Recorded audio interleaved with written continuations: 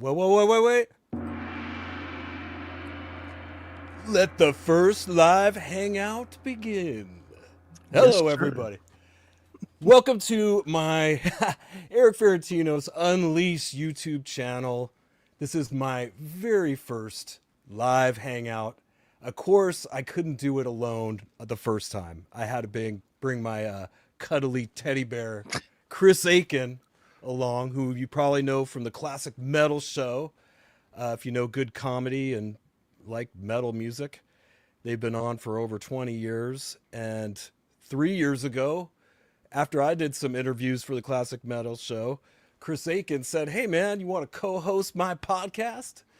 And I had nothing to lose. I go, "That sounds fun. Let's do it." I'm just sitting at home anyway. And here we are 3 years later. But now that musicians have to augment their income and change their marketing strategies, I was like, I really got to get my own YouTube going and everything too. So this is night one. Chris, welcome to my channel, sir. Thank you. Wow, I feel honored to be the first guest. I wonder how this is going to go since we don't know how we interact with each other or anything. God knows, I don't know how we're going to do this. See, I think I know how to do comments. Heather, happy Friday. Happy Friday to you, Heather. There you go. All right. And yep, you got comments tonight. Throw them my way. I'll light them up. And if you have any spicy questions, throw a tip. If you expect me to answer Yeah. them. No. Super chat, super chat, super chat, super chat, super chat, super chat, super chat. Black Phillip, welcome, sir. Effing Erik and Akin on a Friday night. I did not forget to show up, and I am psyched. Well, Look at sir, that. we are psyched that you are here, Black Phillip. What else we got here? Sin Crazy, hell yeah, totally cool. He, this is Gary here, Sin Crazy, who I'm working on his EP, Sure. producing his EP for him, and he messaged me earlier. He's like, "Yeah, man, a bat landed on my blue screen just a little while ago," and I was like, Nice. "A bat?" I'm like, "Whoa, Yeah. that's Sin Crazy, buddy." Yeah. I think Sin Crazy's girlfriend actually reached out to me like yesterday or the day before or something saying, "Bro, love the show." Again, I hope that once we got the record done, you guys will have us on. I was like, I'm wearing my yeah. Christie necklace that she sent me. Yeah. I would So she's imagine that Sin Crazy could appear on both Chris Akin Presents and Erik Ferentinos Unleashed. yeah, they're gonna do the laps on the Yeah, media market. of course. Uh, Stony Jackson. Oh, now the party started. What up, gents? The cost of living, Stony. That's what's up. Um, well, who are these guys? The Project Band. Sup, guys? Just here to support. Well, I appreciate that, and I want to let James Davis know how excited I am for rehearsal tomorrow. I would imagine we're still on, excuse me, on for tomorrow. Um, We'll see how this goes. You might get crossed off the list. no, I know. I think I'll be like kind of excited. This is the first night tonight, and I'll be kind of like up and Sure. about. But I have to like go over the songs with the project. Sure. It's been I think 3 months since we did our show, our gig, and it was good to do that. I mean, when you're a new band, you got to get out there and play. Right. There's no shortcuts. There's no cheat in the system. People are gonna see through that, and you gotta take your lumps. You gotta go out there, toughen up, figure out what's working, what's not working, make some changes, and within a year or two, then you look like a real band, and you're ready to compete. But there's a lot of fakeness out there in the world today. I mean, more than ever before. It's really insane. Everything from the YouTube bedroom guitar players to just music in general. Sure. I can't tell you how many people have approached me in the last few months.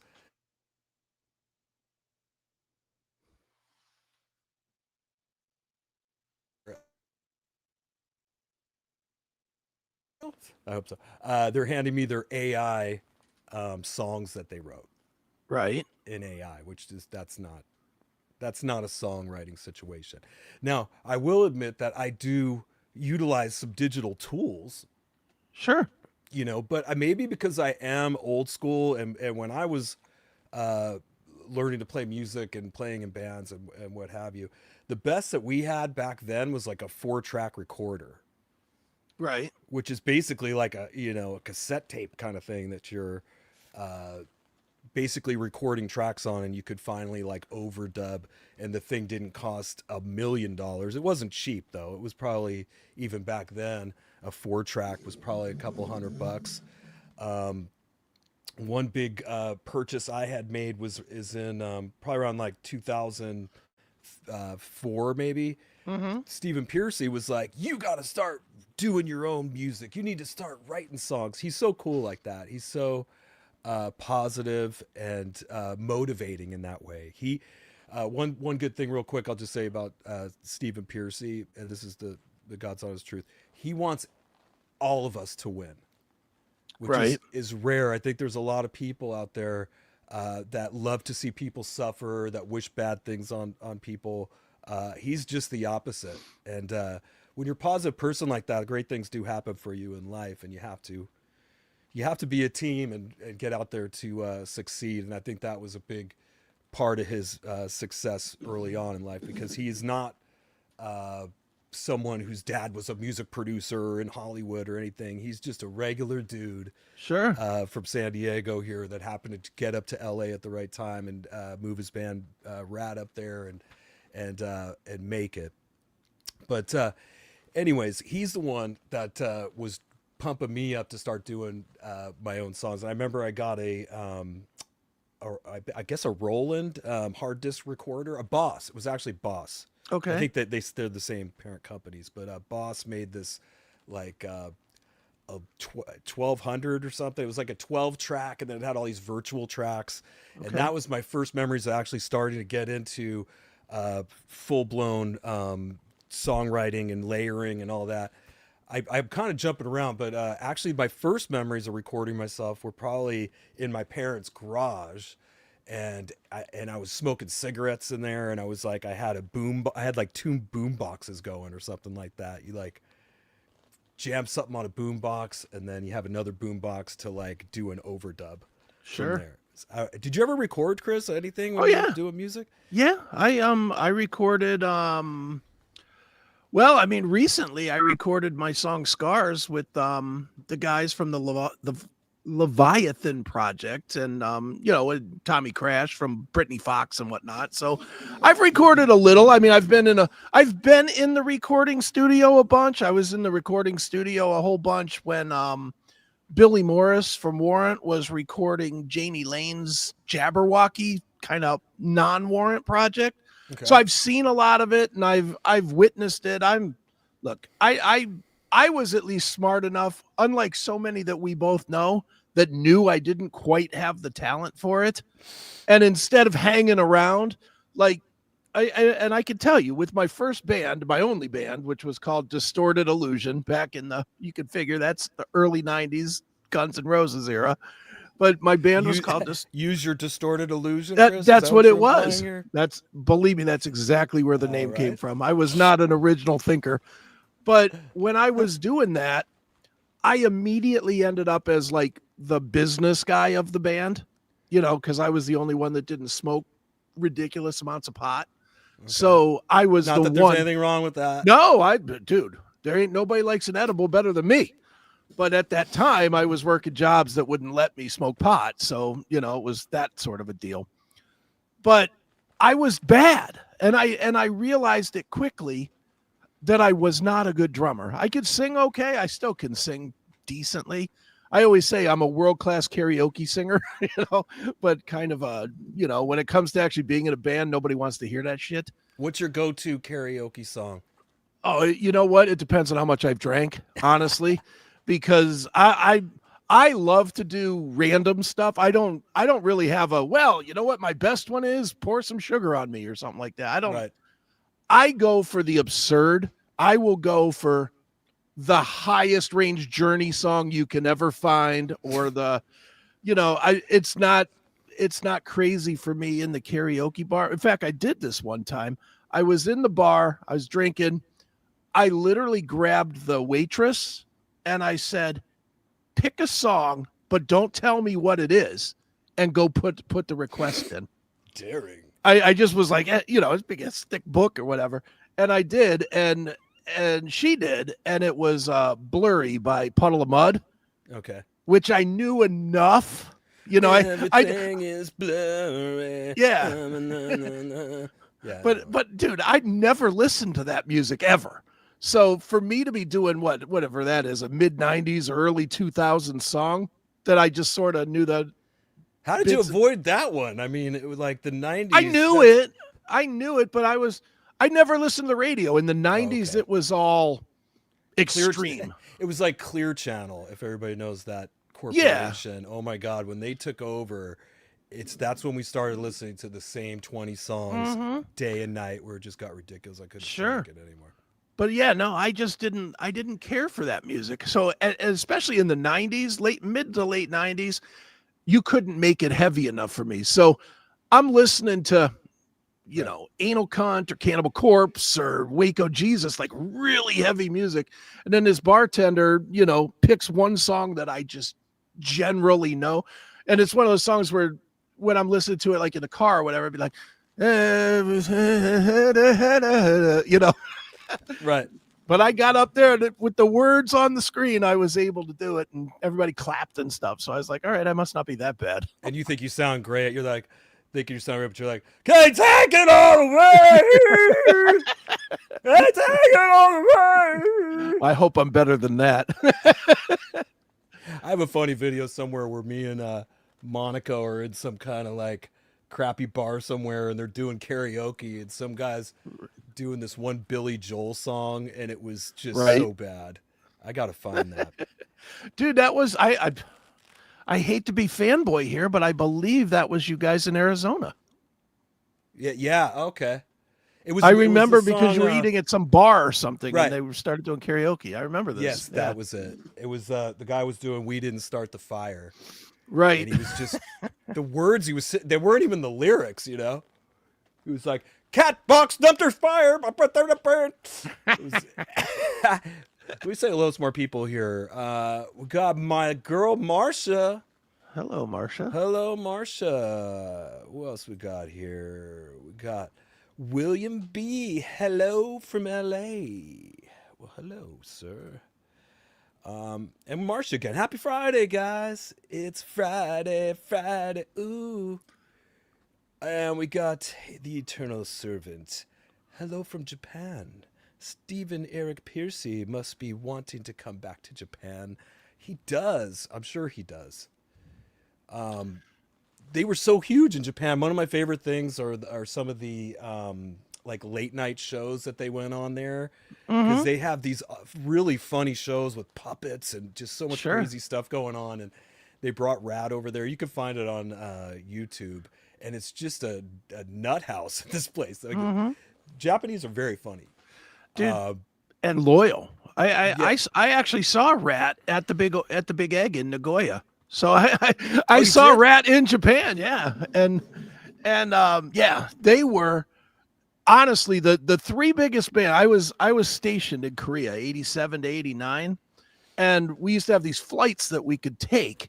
They were called MAC flights, military armed carrier or something. I don't remember what the MAC part meant, but right. But you take the MAC flights to Japan on the weekend for $10. It was the best thing ever. And you flew, it was about 3 hours or something, a little quick flight, fly over there, and then you go and see Japanese shows, which at the time, the tours didn't come to Korea. Like Japan was the stop. So I used to go pretty much, if I wasn't traveling with the colonel that I was the bodyguard for, or the general that I was the bodyguard for, I would go on the weekend. I would skip out for a while and just go to Japan. And I did. I saw Ratt there, and man, they were the freaking Beatles. The Beatles, man. I mean, and it was weird because at that time, the Japanese audience didn't stand to go crazy like we do. So there would be like a pocket, like all the Army guys would get their tickets from the USO. That's just where we would get tickets. Right. And there'd be like 50. There'd be this one little pocket of military people just going, going crazy and whatever. And then everybody else would be sitting around us, looking at us. And then when every song ended, it'd be like, that's funny you said that. Stephen tells me these stories. He's always told me stories all his Yeah. life of that time. But he said that that's how they were. They were very polite. When you get done, they would Yes. just politely clap. Mhm. It's now they're like off the chain, you know, when they Yeah. have their concerts, and they really love all the old American Oh. stuff, like especially like the '50s rock and roll. Have you seen these guys that like get in the full leathers and do Oh, this yeah. like it's like I guess it's like martial arts in a way, but they're dance. It's like martial art street dancing, or Right. it's pretty cool though. I mean, I appreciate the effort. And then they have an awesome punk rock scene that's really good, and of course, black metal too. There's some Yeah. like really good Japanese black metal bands. It's a shame that they didn't get back there, and that we haven't really gone over there either. There is like one or two entities that kind of handle all those people that come over there, Sure. and if you rub any of them the wrong way, it could really hurt you long term. Right. And if I recall the story, I think Bobby did something over there that wasn't good. The infamous Mr. Udo doesn't like Bobby. I believe that was the name that came up. Yeah, he's the big promoter right. over there. Yeah, and it was just something like that could just in the heat of the moment happen, that might be regrettable or whatever, but it's just heat of the moment thing could cause you your future of coming back to a country. And especially I think when you're younger like that, there's way more of a chance you're going to screw up. Sure. And you know what's weird about that is probably at the time, and again, I'm trying to remember back to the time a little bit, the bands probably didn't care. They were so big here in the States, and they were making so much money that it was like, go to Japan? Oh, I can't go there? Who cares? Right. But unfortunately for these same bands today, that's where the market is. I mean, that's really where the market is for 80s metal or classic metal or even the like power metal type bands. It's all in UK, Europe, and Japan, maybe a little in Australia, but those three. And man, if you did something bad or something that somebody perceived as bad back then, now you're screwed. You're screwed. You didn't even know it back then. Yeah, I agree with you, Satan. Where was I going to go with that? So yeah, Japan. Unfortunately, they have never gone back since. It seems like. And at that time, though, I could see where they didn't really care that much because they were just playing all the time. Like, sure, they could spend back then like 2 weeks just in Texas playing almost every night. That's how many gigs they were able to get and do. It was, I mean, that first 10 years of Ratt was just an unbelievable roller coaster ride for those guys. And it's a trip. Oh, go ahead. No, I was just going to say, I was a big Ratt fan in the day. I still am. I mean, I love Ratt. Right. I love what Stephen does. Makes it convenient for me and you to do this, that I am such a big Ratt fan. But they toured from, I can only go by my high school. I graduated in 86. And between 84 or 85, whenever the first time they came to Cleveland for Out of the Cellar was, to when I graduated, I saw Ratt 4 times. That's how much they were touring. And that's only 2 years. In 2 years, I saw the band 4 different times. So wow, they were touring. I was too young. I mean, honestly, the first time I saw Ratt, this is a show that you could look up on YouTube. But if you look up Ratt at the Whiskey in like 1990, I was at that show. I got in. I was 17 years old, and it was crazy because the Whiskey is such a small place, and there they were, the whole the original guys, Robin, Juan, they were all there on that small Whiskey stage playing. It was so loud and crazy, and that was the first time I saw him. I did see him on the Detonator tour at Irvine, but everything, all that craziness before, I was a little too young for that. Let's see, Dancing Undercover. They were still super, super huge at this point. Yeah. I met Stephen kind of in between that and Reach for the Sky. Like, and just to give you an idea of when this would be, I was going to pull it up here. Oh, present. Here we go. So if I'm presenting, I should just be able to like click the picture, right? I think so. It's not doing that. So I have to, well, I don't want to, it's up here in the thing. What, the picture of you playing? Yeah, do you see it? That's what I see. Yeah, I Oh, see you it. do see it. Oh, okay. So it just doesn't show it to me. Is that it? I don't know. Right. I see I it. just see you and me, but you see a picture of me as a kid. Yeah, I see you as a kid playing guitar. Oh, great. Well, awesome. Well, that kid is me, and I would say I'm about 15 years old here, and I had just started playing guitar. You can see the crate amp, Right? which is this is like probably like just a cheap kind of amp, one speaker, 1x12 combo amp or whatever. I have a couple pedals I was messing with. I got my Slayer T-shirt that I got at the concert. I got knocked out at the concert. Nice. I was way too small of a kid to be going in the pit. But right at this time, I've told this story many times, but my mom calls me into the kitchen one day and she says, Erik, she's from Jersey. She goes, Erik, do you know a band called Ratt? And I go, of course I know a band called Ratt, Mom. You know, MTV, they're on all the time for years, radio, all that. She goes, well, the singer, he just moved in across the street. Don't tell anybody. All right. And so I'm going to pull up, here, I'll remove that now. Now I got this little video I'm going to add on. Now look at this place. I went there just the other day because it looks exactly the same. Look at this sick house that he had. This was just like one of his houses. He had a house up in Studio City or whatever, but there was this house that he got in Carlsbad. And I went there just the other day to see how it was looking. And our garages like faced each other. So Okay. my family's garage was just across from that.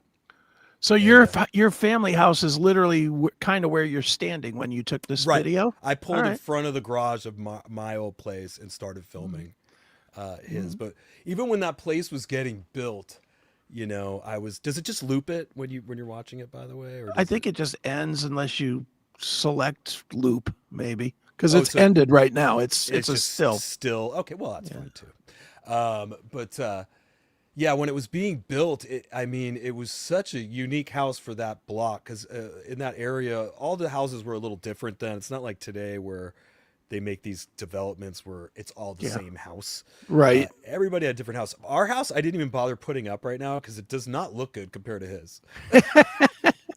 Our and then my parents like built that house back then. They built a house for $300,000 Wow. in 1986. Okay. There in Carlsbad.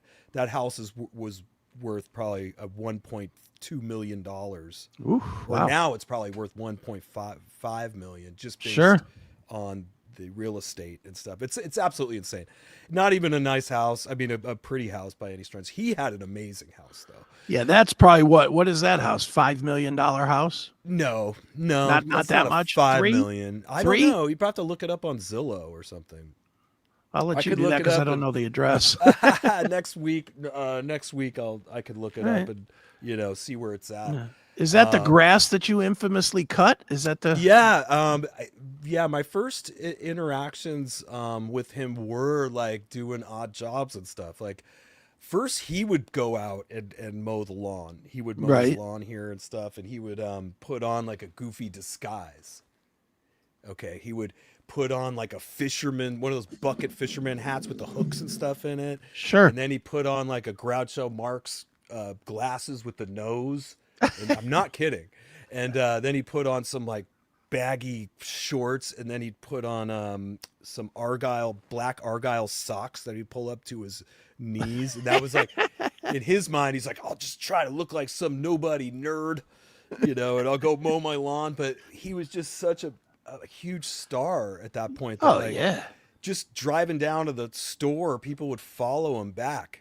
And he drove this super sick like Porsche 935 Sure. turbo back then, and he would outrun people. You'd hear him pulling into the neighborhood.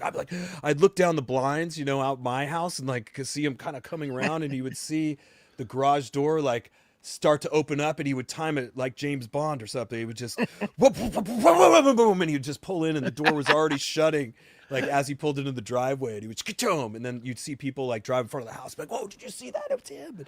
And on the radio, they'd be like, "Oh yeah, there's Stephen Pearcy sighting today. Somebody saw him at Arco, getting gas his car." So it's crazy, like what a huge deal, you know, he was at the time, and like, and in my like boring ass teenager life where we had nothing back then. I mean, Sure. Me and my friends, alls we did was go to the park. There was there was a park that we would go to smoke weed, drop acid, and drink beers and stuff. And that was all we did for fun. And then there was Stephen going a Ratt and starting to play music. 80s rock was obviously still so huge. And if you were a teenage, young teenage man, right, boy or whatever, I hate even using that term, but when you're 15 years old, that's just heaven. Just all that music, the guitars and everything, and you know, just opening a guitar case and smelling that case of the guitar, and it just fills me with emotion just thinking about it. Nice. Just how new it all was, and just the hope that you could learn how to play this thing. You know what I mean? You know, earlier you had mentioned that that you were so smart that you saw that you didn't have the chops to like continue forth, right? Well, I luckily am not that smart. So Come on. I didn't know that the chances of me making it were going to be like 0-ish. You know what I mean? So I just like screwed up everything in my life to go on this path. Sure. And just take on an oath of poverty, if you will, really. You know what I mean? I starved. I played in a band. Stephen was a help in the beginning because I could drop his name all the time. Right. You know, it'd be like, he's producing our band, you know, like, what, really? I mean, I would say that back then in San Diego, Rock 102.1 station, which is now Rock 105.3, they picked us up probably based on that, you know, just the validity of, wow, this rock star's producing one of our local bands here. That's great. And they started playing our music, that the songs that we recorded over at that house. Right. We went over there. Chris Hager, rest in peace, passed away sadly this year. He was always down at Pearcy's. They were friends since the Mickey Ratt days, right out of high school. He was always down there hanging out, and he knew more about recording and tracking and stuff. So Stephen had him come down and set up a little home studio back then in the 80s. You know what I mean? Right. Like that's some DAT recorders and, you know, speakers, a little console. So Chris like actually engineered our first demos that got us on the radio locally. But that was the beginning of a really cool thing. And for me, being, you know, 17 years old and all of a sudden hearing my band getting played, not on the local show, but on regular rotation on the radio every hour or whatever, just told me, you're going to make it, son. There you go. You know, and just go. And like, but I was so naive, you know what I mean? I was okay. I could play a couple of songs, you know, but it really takes discipline to become a great guitarist. And there's no getting around that. It takes so many hours of practice, right? If you really want to be great, you got to like literally play no less than like 5 hours a day. Right. Of like playing to where it's just natural. Like you never play bad because you just play all the time and you're just warmed up all the time. And as I like was moving from my teens into my 20s, I had to do things like get a part-time job. I had to do these things that kind of cut into that. You know what I mean? Sure. I didn't have like a sponsor. I know that there's a lot of kids nowadays that are probably pushing 40 that still live at home. Wow. You know what I mean? They just can't afford to live anywhere. I mean, certainly in their 20s and 30s, it's almost uncommon for someone in their 20s not to live at home, I think. Yeah, I would say so. At least for some of their 20s, you know, and then, you know, a lot of people, but that's also when a lot of people give up their dreams too. It's like, well, I wanted to be that guitar player. Right. But instead I'm going to be doing data entry for this company because I like having a I like having my apartment and I like having my Sure. bills paid and stuff. Sure. That's people get that taste of real life. And that's when you make the hard decision. That's when I made it was, right. you know, like I was saying before, I was in the band. I ended up becoming the leader of the band, even though I wasn't very good myself. And I didn't want to do it. I knew I wasn't very good. And I knew it wasn't going to go anywhere. Like, you know, I wasn't like close where I was like, you know what, with the right break and the right this or that, this could be good. I knew I sucked. I knew our band sucked. And I didn't like band business, which was one stupid guitar player saying, well, if I don't get paid for our next gig, I'm not going to show up. And I was like, you know what? I'm out of this. I don't want nothing to do with this. I was so optimistic. Sure. But one thing at the time you probably saw, if you watched the intro I threw together today, I threw some clips. You're like, who's this long-haired dude that was in these clips? And like, I had the look. Don't get me wrong. Like when I was like 17, 18, I totally had the look. Sure. Probably through like 23 maybe, before my hair. I got into a bad car wreck, and I had a bad injury in the back of my head, kind of kicked it off, and then I ended up losing some hair, and I was like, fuck, I had to like start cutting my hair down and buzzing it. And then by like my mid-20s, I was like full mohawk from then till now. But in the beginning, I had the look and everything, but unfortunately, just timing wise, that look was about to be the last look you want to have. Okay, by like 1992, when I was like 19 years old and starting to get kind of decent and starting to write some decent songs, around this time we were getting on the radio, all of a sudden 80s rock and any of that kind of stuff was just no. Right. As we've all seen, Nirvana showed up and just wiped the floors with everybody.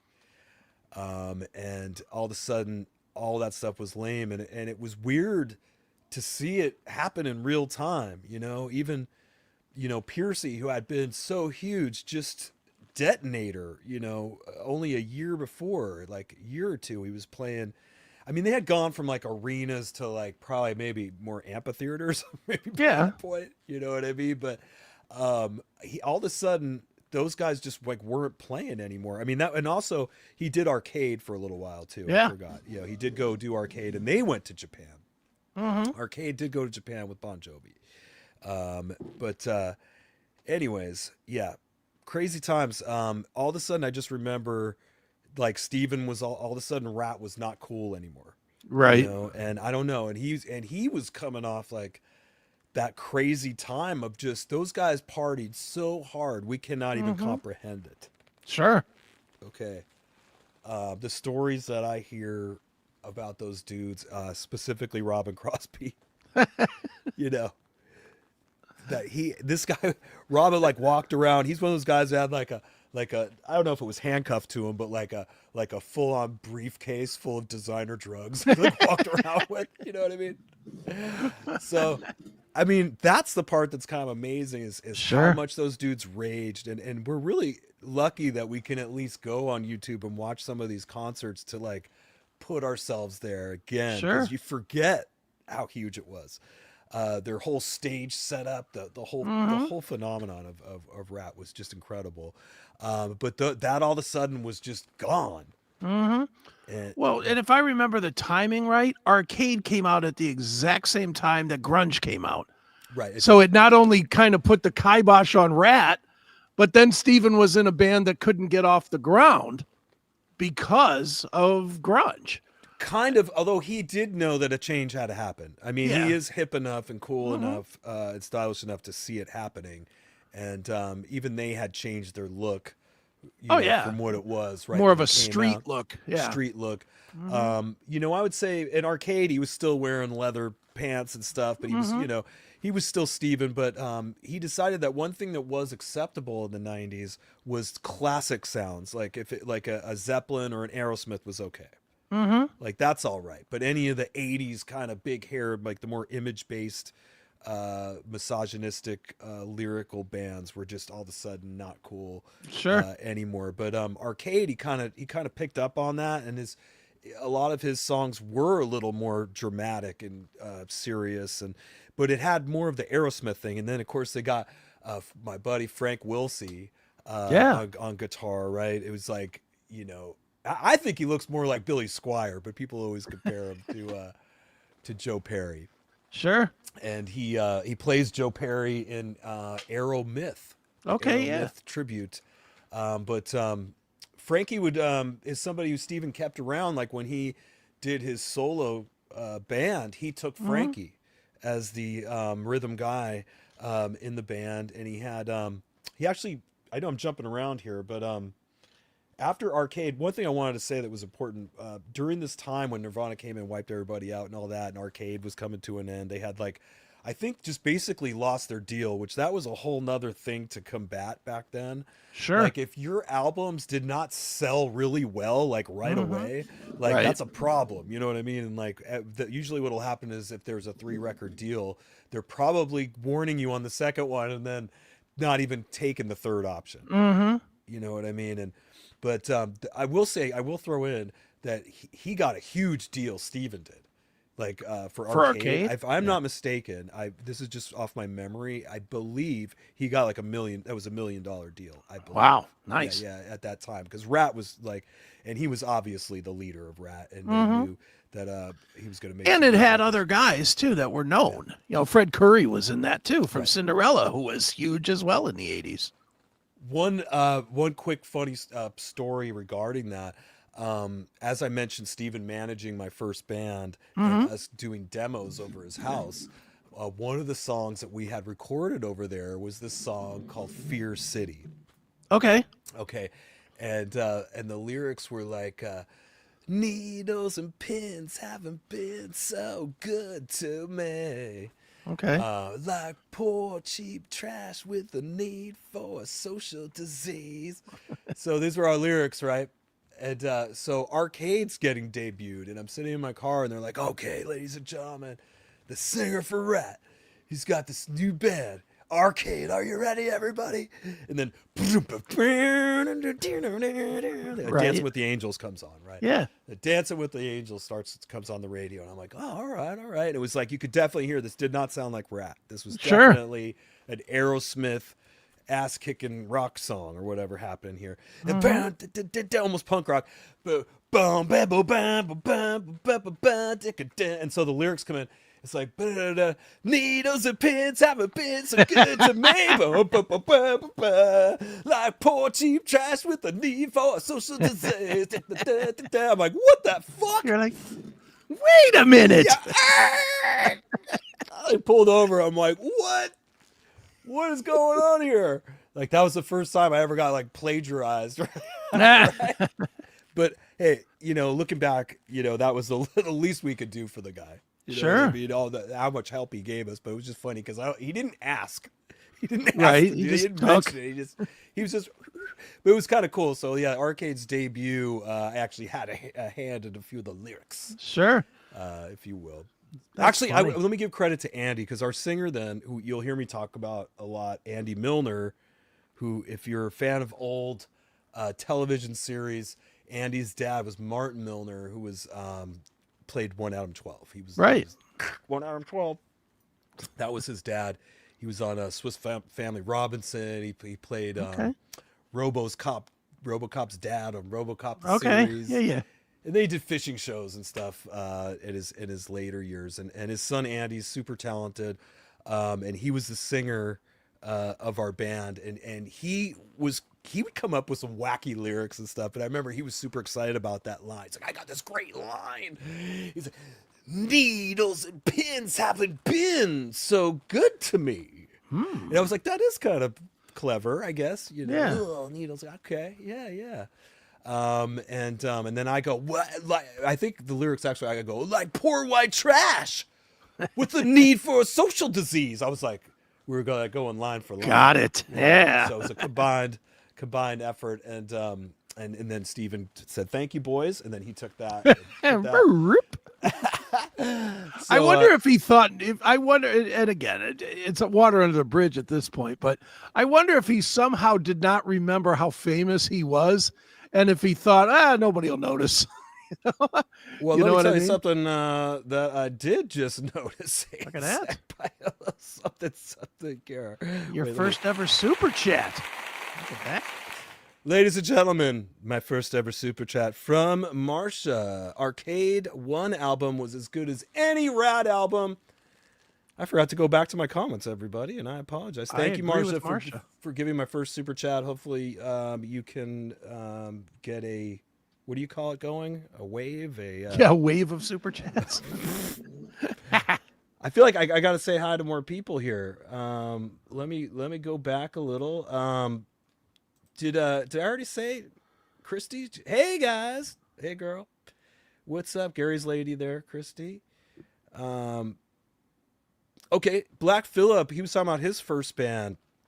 My first band's name was Pitch Black Sickness, and we wore makeup and masks and shit. It was obviously the early 2000s during new metal. LOL. Yeah, I did some heavy stuff too. If you guys look up the video for No Digital, No Machine from a band called 13A, 13A, and you'll see this super freaking heavy like video of this crazed dude just Toomey would like it. Sure. He'd probably think 13A was awesome. Yeah, in the late 90s, in 1999, I was in this band 13A. You can look it up. And we won the Miller Genuine Draft Battle of the Bands. We won $10,000. Which, guess how much of that I got, Chris? $50. $0. Oh. Because I joined the band late, and apparently the band had ran up quite a bill with Julius, the singer, excuse me, the guitarist songwriter, who you'll know the guitarist and drummer for 80s rock fans out there, or early 90s. Asphalt Ballet, anyone? Yeah, anyone I remember know that. Asphalt Ballet? Such a good band. If you're not familiar, please go on YouTube and check out Asphalt Ballet. But Mike Kiner and Julius Ulrich, the drummer and guitarist, I played with in bands for years. And we used to open for Asphalt Ballet when I was in VooDoo, and I always looked up to them. Tuesday's Rain is a sick song, super awesome song. Blood on the Highway, all kinds of good stuff. Anyways, they when the 90s thing started and they ended Asphalt Ballet, they decided to go super heavy. Another band that changed direction, and then they changed the name, and they decided to do the total opposite of Asphalt Ballet. They decided to go Pissed Off Nice. band. And so they got me towards the tail end. Like, they had been together like 6 or 7 years, and I came in for like the last 3. And right when we came in, we started seeing some success. But apparently Jay had paid for the record to be made, and he paid for all these rehearsal stuff and the PA system that was in there. So when that 10 grand came, Jay was like, "Thank you very much. I didn't think I'd ever get this back." Right. And I was like, "Well, God damn it." And then the singer, his girl at the time got pregnant. This is going to start to sound like a Bryan Adams song here. We're about to get Summer '69 real quick here. The singer moved to North Carolina. Okay. Todd Barnes. And that was it. The band, and I had actually moved down to San Diego to be closer to those guys. Right the same month I moved down there, the band broke up. Right. And at this point, I was like probably like 28 years old. Okay. And didn't know what the hell to do. And I think I was going to consider probably giving up the big dreams. Okay. At that point, I was like, man, I told myself my number for me, my personal age number where I was going to forget it was 30. Okay. Because if you haven't noticed, I'm kind of a younger kind of dude. I don't carry myself necessarily like a 53-year-old from the Sure. past would have, whatever. But back then, I was still young, and 30 to me was still young enough where I was like, I'm going to go for this till I'm 30. After that, I think I'm going to go look for a new occupation or start looking to make some money some other way. But I think I was 28, and I got the call to join Stephen Pearcy's band. And I was shocked to get the call. I think actually he wanted to get me in the band in 2000. In 2000, he wanted me to play in Nitronic, and I said no. It was like 1999, I think. And how crazy is that? I said no because 13A had just won the Battle of the Bands, and I was in this band, and it was the right time for that 90s metal stuff, right? And Right. I was like, we're about to make it. I want to make it on my own. You know what I mean? And I don't even like Steven was a different like at this point, like after Arcade, I was going to mention this earlier, but all their partying and stuff had come to roost, you know, where now they were all like, I don't want drinking had become a regular part of their every hour of their day. And like, they were just, it was rough times. It was starting to be rough times for that whole era, of music, but he was calling it Nitronic, and he was on the tour, and I guess my fears and how I overthink things, I didn't have enough understanding of how this was going to work. If I was going to be left there on the road somewhere, like, is he going to take care of me? Like, and I literally just said, nah. And I said, which is insane. Nice. It's Yeah. insane. I turned down would have been clearly had to have been some kind of paid gig, although I don't know how much.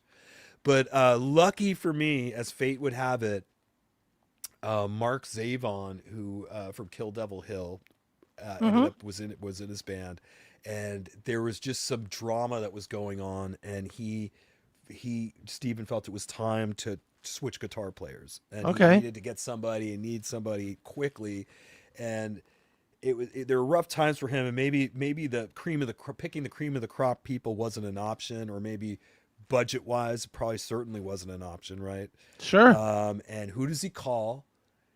He calls this kid, although I'm a little older by then, but it was pretty much the same. Like, you might as well have called this kid, you know, right? What I mean? It was that ridiculous that he would call me in to play for his band. Sure. So anyways, I get the call. I'm like, oh my God. Okay. So I pack for this trip, right? And I overpacked for it, and I packed the stupidest stuff you could imagine, because at the time I was working out every day. I was staying in shape. I was in good shape. I had these little dumbbells I was using, and I literally packed dumbbells into my suitcase. I'm not shitting you. I wish I was lying. I told you I was not smart. Okay, I'm not kidding. So not only was that stupid, but of course I got charged like $150 for the bags being overweight, right? I should have said, hold on a minute, and pulled out the weights. I think I got some extra weight in here I don't need. So I get out there. They have a full blown like tour bus at this time. Right. Like $1 million like Prevost tour bus. I couldn't believe it. It was like super nice. And we get out there, they have like techs and stuff. I'm like, oh, I can't believe it. And but the techs are a little shady. You know what I mean? When I got out there, like the one dude, his name was Skull, and he had green teeth. He had green teeth, and he had one of those like kind of like not a wig hat, but he had what appeared to be long hair here, but if he ever took the hat off, it was all bald right here. It was like that kind of Greek ring of shame. Well, no, you keep saying, hey, I'm Greek, and I do have some of what you're talking about. So if we could think of a new word that's not so racist, whatever. Sir, I've been called. I have that. I have the Greek ring of shame. But no, I'm not going to grow it out and then just wear a hat and go, oh, no. Yeah. But anyways, I remember day one. He goes, yes, this guy's from like Pennsylvania. Right. And he's like, hey, you want me to change your strings? You want me to change your strings? I'm like, now okay. I have the Greek ring of shame. Yeah, right. Yeah, Chris is bald on top. Satan is bald on top of that. He's like, yeah, change strings. And on my guitars at the time, I brought out my white Les Paul that everybody's seen like lately, and then I had an SG guitar, and I had put locking tuners on these guitars. I had put Spurzels or something on there, which locking tuners are basically the tuners that you tune your guitar with. Has like a little clamp that'll roll on there, and you tighten it, and you can tighten the string, and it helps you stay in tune apparently. Right. But anyways, he swears that he knows what he's doing, and he takes my guitars. The guy broke all the tuners on day one. Oh, He took them all the way off. Any guitar players that are listening, no, you're not supposed to take them all the way off when you unscrew the clamp. You're not supposed on Spurzels. You're not supposed to pull the whole eek out. right. You idiot. And this guy was such bad news. He really was. So day one, this dude totally screwed me. You know what I mean? And Nice. I went out on stage. He was also another thing. If you're ever going to tech for somebody, don't overplay their guitar in front of people or go on stage. There's a reason why you see guys walk out at a rock concert, the tech, and just hit an A chord or just hit a D chord. The guitarist who that guitar belongs to does not want you out there going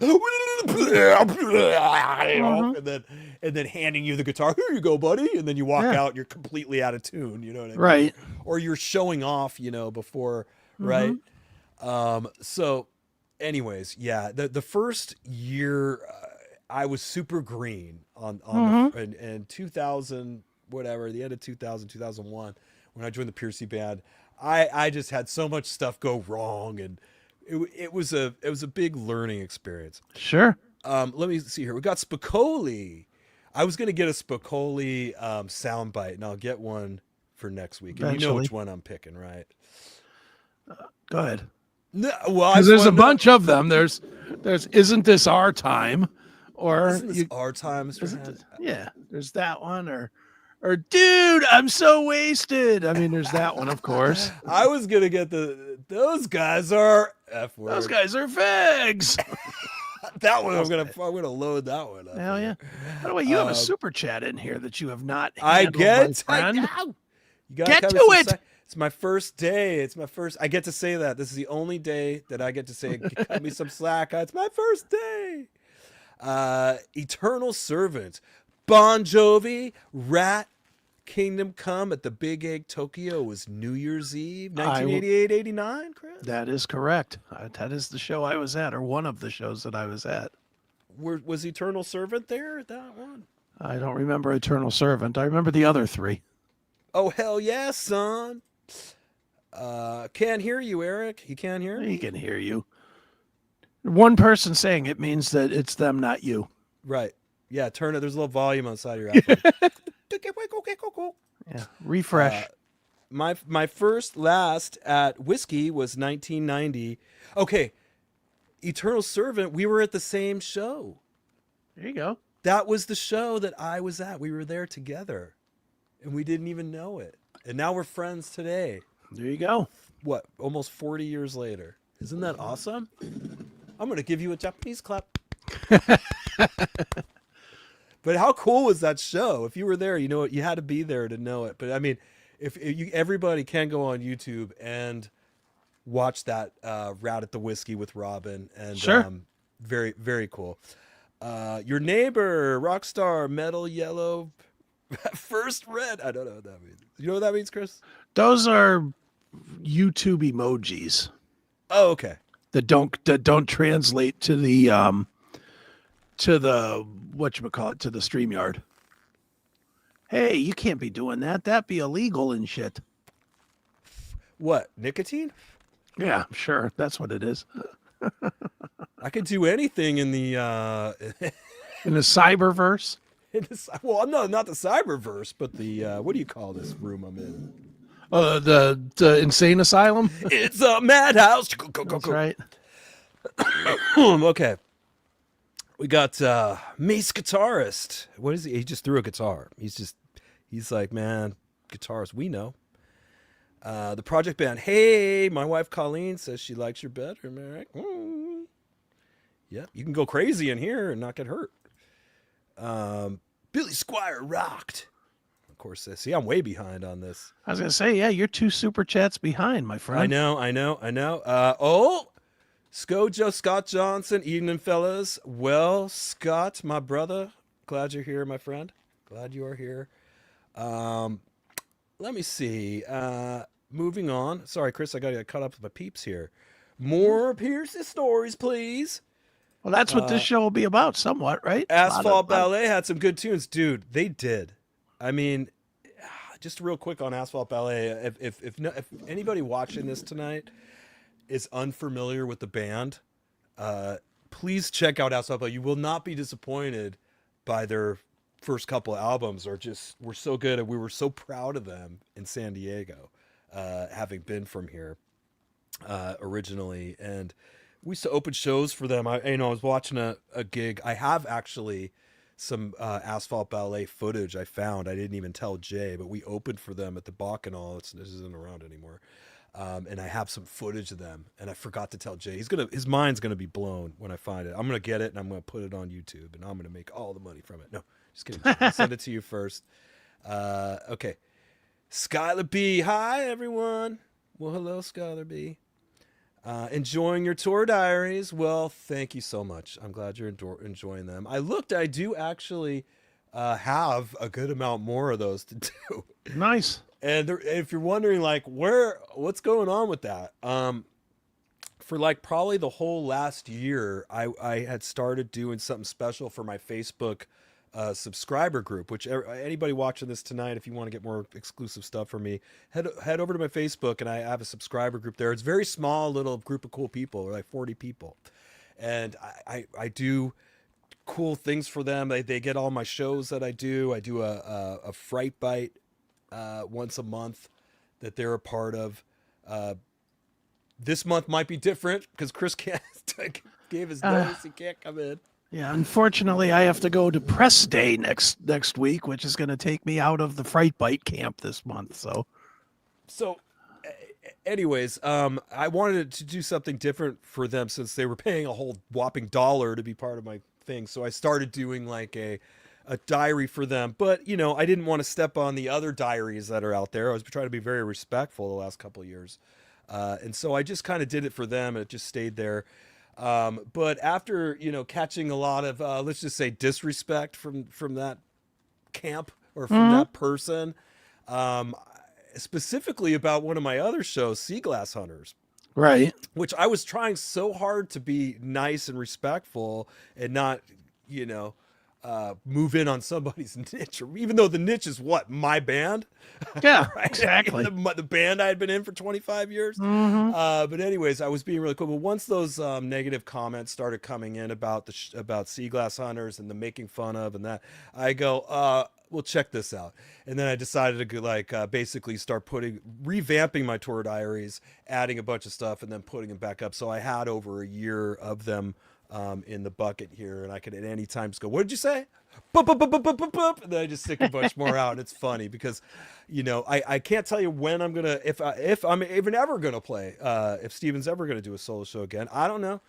I have always done other things. Like, this is not the first time that Chris, have you seen the movie The Rocker? Yeah. Oh yeah. Okay. I love the movie The Rocker with the dude from The Office. Yeah. And my favorite scene is when the band's like leaving him in the dust and they're driving away in the van. He's like, get back here. And he's running after him. And he turns into like the Terminator and he jumps on the roof of the car. He's like, I can't get rid of him. And then like finally they slam on the brakes and he goes flying, and then the band takes off and goes on to become famous, and then he has to go get a telemarketing job, right? And I've told Chris about all my telemarketing jobs I've had to do. So I've had this where the band's like taking off, and I'd be like, wait up, guys, I'm trying. They just like leave me on the side of the road. And I'll tell you what happened. It's happened 3 times. The first time I went and got into a band that was on Warner Brothers called Earshot. Right. And Earshot was a badass band. They sounded like Tool. If you look up any of their videos, the singer Will was super cool voice and cool looking guy and stuff, and they were a great band. I went and toured with them, then ended up going back with Pearcy, and then they did it again in like a couple times. There were some times where I didn't quite get into a band right away, but then let's see, I got into Bow Wow Wow in 2019 when it happened. Remember, Stephen won the name with Juan, and they were putting a band together, and as per the use, the Ratt guys are like, nobody from your solo band, dude. And so all of a sudden they were getting like some other nobodies in the band, and I had to I didn't have a gig for like a year, but I kept at it, and I got the gig in Bow Wow, and next thing you know, I'm out touring again. And then what happened? The goddamn pandemic happened, and then everybody got shut down. Yeah, then no one was touring. No one was touring. And so then when Stephen did go, the world was opening back up. Stephen was one of the first people that wanted to get out there. That wasn't too scared to get out there. I wasn't. At that point, I'm like, screw it. Everything we've just been through, let's just get out and live while we can, and let's go spread some positivity and get out there. And so we started playing again. Now here we are, and it's no different. Those guys are out playing. I'm not home crying in my whoopee. You know what I mean? I'm producing bands. I'm recording new music. I'm playing in the project, which I love the band, and I'm so excited just to be a part of a group that's writing songs along the caliber of Bryan Adams and Jackson Browne, and these like just really well written songs that are poignant and clever and are cool. And I think people are going to enjoy them for a long time, and I'm so happy to be a part of that. It's going to be a little tough financially, but I worked a lot last year, and I'm trying to, I had my little savings. I'll probably have to pick up some side jobs, but I'm really going to push on the YouTube thing and entertain you guys, man, because I gotta be out there, and this is a great way to do it. So are we doing this, you guys? Are we going to do this? Like, I'll do it a couple nights a week. I don't care. You know what I mean? If you guys want let's get those super chats running then, damn it. Yep. Okay. So moving forward, Skylar, I've seen Stephen Pearcy band a few times. You guys are so much fun to watch live. Well, thank you very much. What is this over here? Hold on. Now I got to go to my assets. The project. I'm already. It's not even tomorrow. I'll get. Oh man, hold on. A roar of applause. Thank you. Thank you, Project Band. That's in the coffee tomorrow for the rehearsal, right? Yeah, that's coming out of my gas money. That's some gas money to get up to Rancho Cucamonga right tomorrow. Okay, let me go back to these. Oh, Spicoli, what?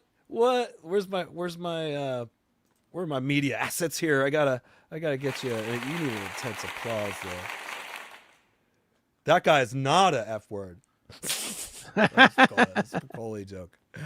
Okay, going back to the comments. I'm already getting kind of lost. Let's see. Hi, Skylar. It's the quiet room. Was this Jason Holstein? There he is. Is that Jason? Is that what he looks like? I don't know. I thought you said you knew. You know it. I think it is. I think that's him. Is that you, Jason? Is that your real picture? That's just the first time I saw your face. I like your face, and I want your face to be here all the time. Let me see. Hi, Skylar. He's stalking Skylar. Spicoli, this is probably my favorite YouTube channel now. Good. Well, that didn't take long. No, good. This is where we're going to like just hang out and chill and just talk about whatever. Zeke Chick, Eric, what's up, man? What's up? Spicoli, road diaries are very cool, man. I did them, son. Well, good. John Evans, 1969.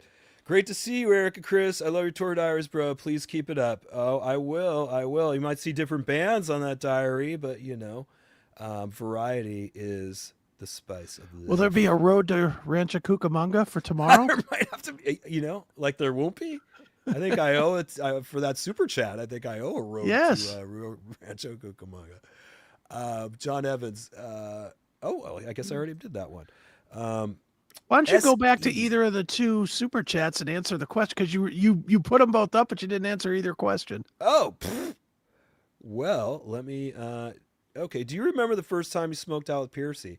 That is, that's a good question.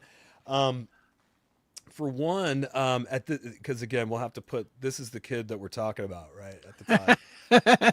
I don't know if like he thought I was older than I was, okay, or whatever, but like when I was like doing the mowing the lawn and things like that, washing his car was first, I believe. Right. He was like, hey, you want? He saw me washing my dad's car, is what it was. When he saw me washing my dad's car, he goes, that kid knows how to wash cars. And he's like, you want to wash my car? And he paid me very well. He paid me like back then. Now, was this that badass Porsche? Yes. Okay, It was nice. that badass Porsche, and he paid me, I believe, like $100, if I'm not Ooh, mistaken. Which in I don't we'd have to look up what $100 was worth in about 6 1987. million. Yeah, about 6 million. The mowing the lawn thing was funny because I remember at one time this was before he was married to his daughter Jules' mom and stuff. He had a few different girlfriends back then. Some of them were penthouse playmates. Yes. Okay, they would be like naked in the backyard, and I'd be like, and I'd like see that, and I go, and I remember at one point, I go, whoa, and I totally grinded the lawnmower into the side of his house. I was like, I go, and just, where'd my thingy go? I completely grinded and took like there's like a line on the side of the house where the wheel or whatever, the thing just Sure. grinded through the stucco. But once I was playing in the garage with the band, at some point he goes, "Hey," he's like, "Hey, do you know where to get any?" And I was like, "Well, shit, let me get on my bike and I'll go get some." And so I'd like pedal down, and that's where I guess our friendship actually developed. All right. Became like something else once we became, stoner bros, right? Which Nice. we are to this freaking day. And he was so nice to me, and obviously I owe him everything.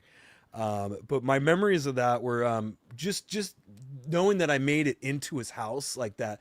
Okay, I'm here. I was there, washed the cars to cat, and now I'm in here. Yeah. And he had a really dope laser disc. Okay. Okay, laser Right. discs, for those that recall, were big albums. There were movies that were on this like album size thing. Yeah. I mean, it was this whole thing, this big get up screen and laser disc. And he was so proud of his laser disc player he had all the James Bond movies. As anybody Nice. that knows Pearcy knows, he loves his James Bond. So he would put those on, and we would get high and watch James Bond movies. And, Nice. just talk music. He was listening to some of the ideas I had, and he liked it. And a couple of the songs he ended up using on his solo records. Okay. Some of them were VooDoo songs. What was one that he did? A song called "Goodbye to You," Okay. which I think that one comes out. It's not very well recorded, but it was probably one of the first ballads I ever wrote on a guitar. And he ended up putting that on and some other ones. But with Stephen, he toured a lot back then, so he was not home. He was rarely home. I would say collectively, the guy was home for probably 2 months out of the whole year. But if he was home, we definitely hung out. And I was super excited that he would get there.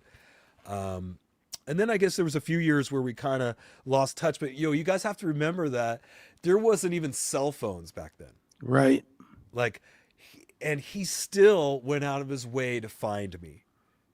Okay, like he didn't. I had moved out. I remember when I was 17, I left home, and so I had left that La Costa house, and so he really didn't know how to get a hold of me. He would like give a message to my dad, who would like give a message to a friend, who would like give it to somebody else. That, hey, Sure. Steven's like looking for you, and then I had to like call that friend, and then my dad. Oh, okay, and then call my dad and like get the number and call him. It was like that. Right. So I could have easily slipped out of his life, back then. But I think he liked how optimistic I was as a kid, where I was like, yeah, man, I'm going to make it. With my hair, I'm like, yeah, no, you don't get it, man. We're going to be huge. And he loved it. He was like, yeah, I was the same way. And he's just, kept me around. So, and this guy has known me since I was 15 years old, since that photo. And he's known me all these years. And it's truly amazing. But that house ended up being sold. I think what he did first was he rented it out for a while. I mean, it's a shame he doesn't still have it, right? I mean, Sure. It would be such a great real estate investment, but unfortunately, it's reminded me of God, I'm trying to remember what that movie was where a tenant moved in and completely destroyed the place. Do you remember Pacific that? Heights. Pacific Heights. Dude, that was a 90s movie, right? Yeah, with Batman was in it. Right. Whatever his name is, I can't think of his name. Michael Keaton.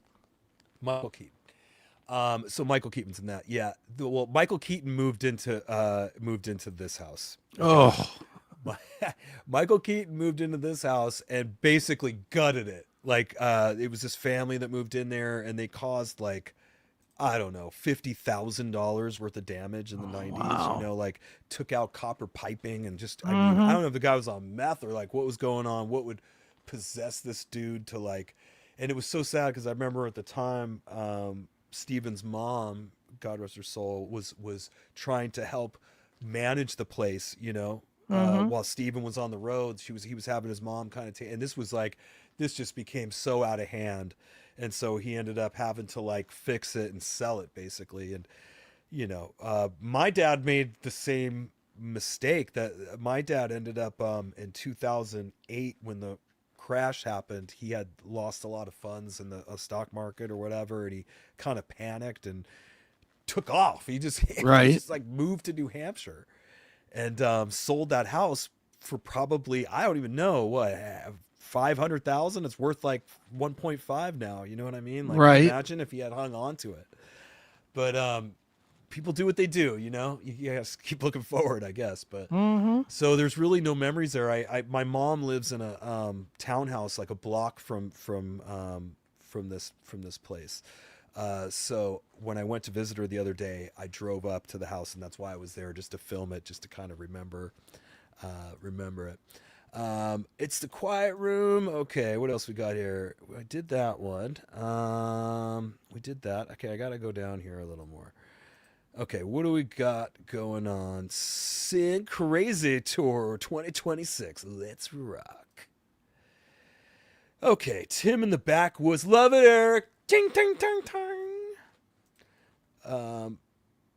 Yes, that's me. All right, Jason. There's your answer. Well, this is me, and here's Chris. And now we're like able to like. Now we're brothers. Yeah, we could like properly do these hangouts, so we That's know right. who each other is by our faces. Rat and roll. Hi, Eric. Rat Junior here. Follow you always. Well, thank you. Yes, he is a loyal fan, to be sure. Rat and roll 4803. Eric, last time to see you was Woodstock. A very nice venue on August 3rd this year. Awesome show as usual. Much love, brother. You are the best. Thank you so much. Yes, we went to Woodstock on the Bret Michaels run, Mm-hmm. and it was interesting. That's one of those towns that like people just come to in the summer or something, or and Okay, they're not yeah. there in the winter, or the opposite, and it's all Jewish people. Okay. Surprisingly, it's like a whole thing. Like they have this, they took the whole place over. Apparently, I'm learning this from our runner that was driving us Sure. around on August 3rd. Jeez. Save it for the tour diary. Save it for the tour diary. I guess I'd have to. Okay. Anyways, okay. So with that one, okay. Now I guess you lived a 1980s movie, bro. I did. In fact, it's funny you said that. We should keep that one back up as far as living in a 1980s movie. My dad also had a Porsche. Now, I'm not going to try to claim that I came from a poor family or something like that. Obviously, the parents lived across from Steven and La Costa. It's like you had to be an earner at the time. My dad, right, made good money back then. But I'll have you know, they never bought me shit, Right. ever. And when I left at 17, they were like, if you go do this, you're going to be living under a bridge. And Right. they did not want to help me in any capacity, and I really did struggle. And you know, my dad gives me like $100 like maybe Christmas gift card or something like that. Like there's no, I'm not a trust fund kid in any stretch. But my dad had a Porsche. That's where I'm Okay. going with this. My dad had a Porsche, and when he went out of town once talking about 80s movies, I stole his Porsche. Have you ever seen Risky Business with Tom Cruise? Yes, of course. Right. Well, I was influenced in a bad way from that movie and movies like Ferris Bueller's Day Off, right? And at the time, if you're an impressionable youth and you're going through your dad's shit in his office, right? And you all of a sudden you find you're like, wait, what's this? Right. It's like a key that's not with the other keys. It's like a spare key, perhaps. Yes. And went out there, and I remember I took the car. I called my friend Travis. I'm like, dude, you're not gonna believe this. You're not gonna believe what I found, right? Right. And sometimes you just have to say, "What the fuck?" Right. That was the line from the movie. Sure. So did not know how to drive a stick. I grinded the shit out of that thing. Actually, it wasn't too hard on the Porsche. It was kind of a little easier to get, but Sure. I was grinding that thing. I was stalling it. As soon as it got to the first like hill that was like a little bit back, I didn't know it. I'm like, oh, I was stalling the Porsche, and people are like behind me and go, "What's this Porsche? How come this guy with the Porsche doesn't know how to drive?" And then we're driving around, and we got to my friend Travis's house, and I parked the car, and all of a sudden the car like armed itself, the alarm that I didn't have a thing for. Like this key didn't have the alarm thing or whatever. That was some other separate keychain thing that my dad obviously must have had. And this thing had like an ignition kill switch on it or something too. So if you didn't have the thing, you weren't going to be able to start the car. And I'm like, oh shit, what am I going to do now? Right. And it's like pouring rain. And Travis's idea was to take some baseball bats and just bash the car to bits, and basically just pretend like we don't know what happened. Somebody must have stolen it and destroyed it, Dad. I don't know. And I'm like, that was the worst idea ever. My dad is a TV repairman. He's got a wicked set of tools. So I called Spicoli here, 420, and his dad had a wicked set of tools. And we were able to get the alarm off. No, I actually had a friend named Drago who had a brother named Mark. And they had, I'm forgetting their older brother too. And they had a family business in La Costa called La Costa Towing. Okay. And I was able to call them up. This was late at night too, right? At like 10 at night or something. And they were off work, right? They were just drinking at home or something. And I go, guys, you gotta come here. And I have my high 16-year-old voice. Guys, you gotta come here. My dad's Porsche tonight. And so they show up, and these guys are older than me, right? And they're drunk as hell. They're like, man, they got a bag of chips and like some alcohol. They're like, what did you do? They're like, ah. And they like bring the big tow truck. The alarm to the Porsche is just going nuts in the neighborhood. Everybody's like, the lights are coming on. People are like, what's going on out there? Anyways, these guys come, and they're pulling the car. I'm like, are you gonna hurt my dad's car? Like, they're all drinking. They're messing with me. They're like, we might hurt it a little bit. You know, just underneath, they'll get a little, you know. I'm like, oh, this is the worst. And they were just joke with me. They got it up on the flatbed, and we were able to like drive it back to the house and like lower it down. And the alarm's still going off, by the way. And get it, push it back. We get it in, and I take all the rain off it and dried it and got away with it, like somehow. There would be another date where I took the car, and at this point my mom had gone back to college or something, and they were leaving me like a latchkey kid. And like when you're in latchkey kid mode, you're in to get into all kinds of bad shit with the other latchkey kids in the neighborhood. And anyways, God, where was I going with this? Oh yeah, so I took the car out again, but when I took it back, we were out for too long. And even though I got the car back before my mom came back from school, you know, when that you could hear the cooler on the car. What do you call it? Where it's like it's still running in a weird way. It's like you turn the car up, but it takes a little bit before it turns. I know what you're talking about. Yeah, it's like popping and making noises. Cars don't seem to do that anymore, but they did then. It's like you turn a car off, you still kind of, it's all hot. It's like settling or something. It was settling. They did something. The cars were. I know what you're talking about when you'd stop and all of a sudden you hear like these little pops. Yeah, it's like you hear. Yeah, it makes weird noises. But my mom, like, she figured it out. She's like, you took your dad's car. He's gonna fucking kill you. And I'm like, oh, come on, let's talk about this. And she's like, oh no, finally, somebody's gonna kick your ass, because she was always the one that kicked my ass. You know? Right? It's like, finally, this will definitely make him kick your ass.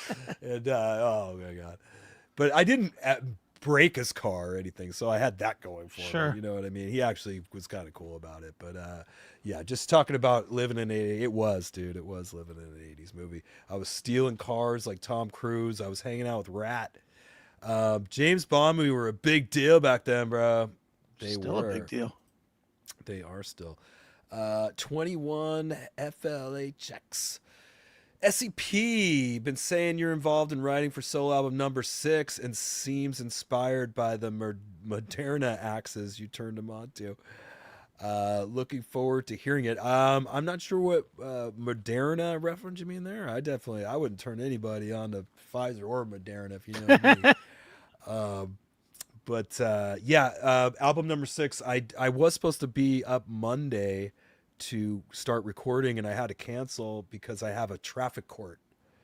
I got a ticket, and I have to. I pled not guilty, and it's funny, but you can't change your mind on that. You can't like 2 days before go, fuck it, I'll just plead guilty and change it. Okay. You can't do that. You can't continue. You can't even postpone it that late because you have to ask the judge. I went there, by the way, Wednesday to the court. You go, and they don't want to make this easy for you either. Of course right? not. Okay. You walk in, you go through the metal detector, like take a number. And I'm so embarrassing. I go to take the number off the reel of numbers at the court, at the traffic court. And when I went to pull it, like the whole fucking thing just came with me, like about 200 numbers came out. Everybody starts laughing at me. That's like a typical thing that would happen to me too. I'm such a spaz. I was like, and sorry. And then I was trying to like push him back in the thing. I'm like, I couldn't do it. I'm like, fuck it. And my number's like 141 or something. Right. I'm like, They're at number 6. God, calling number 7. So I'm sitting there. I'm there for so long, my phone dies while I'm sitting there waiting. Oh man! Finally, they call me, and I'm there like 2 hours. I go up to the window, and I'm trying to like, oh yeah, I want to postpone this. I have a big session at Burbank coming up on. They don't give a shit. They're like, well, I mean, you can ask for a continuance, but the judge has to decide. And he'll mail it to you and let you know if he accepted it. But I'm all the things Monday. Like you can't. I'm not going to get that in time. And he's like, exactly. Right. You'll get a failure to appear, sir. Yeah, you'll get a warrant. He's like, you could do virtual. You could, and I'm trying to picture myself at Matt's while we're recording. Going, hold on, guy, can I get on your computer for a minute? Yes, Your Honor. Yeah, even if it's timely, you might have to sit there in the virtual waiting room for 2 hours. I don't know. I had, unfortunately, I can't believe finally this recording is going to happen. I got to call Matt back and tell him it's a no-go. I could have just been up later, but he was like, we got to start early. He's like, I don't want you to come up if you're going to get here till 3. You know?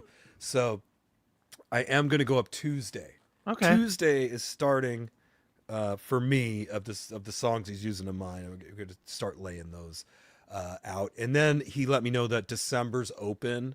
So I will be coming back up to Matt's, which I'm happy that we're still working together in some capacity. And he and I do work well at his studio, which he works well with everybody at his studio. Sure. Because he's freaking professional, right? That's right. MT Studios, if you're ever in Burbank and need an awesome studio, that's Matt's. So album number 6, it is going down, folks. Remember, I'm laid off, not fired. Tuna Tush.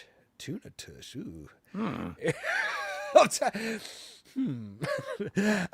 Eric, I guess it could smell worse. I don't know. Eric, do you find many musicians to be funny people? I find you, Stephen, and Johnny have a great sense of humor. I find that a lot of musicians don't have a good sense of humor. Amen. A lot of them don't. I agree with you.